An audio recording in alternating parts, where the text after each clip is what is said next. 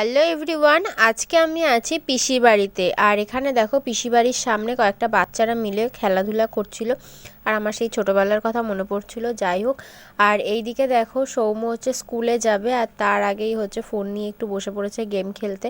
তো তারপরে পিসি বাড়িতে এসে একটু পিঠে আর হচ্ছে গুড় দিল খাওয়ার জন্য সকালবেলা। তো সেটাই হচ্ছে খাচ্ছিলাম, পিঠে দিয়ে আর হচ্ছে গুড়।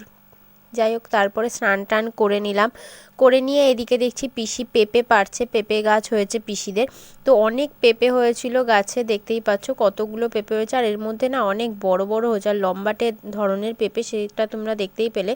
তো 4টে পেঁপে পেরেছিল, পাশের বাড়িতে একটা দিয়েছে, আর এই 3টে আমাদের বাড়িতে আনার জন্য পেরেছে আর কি।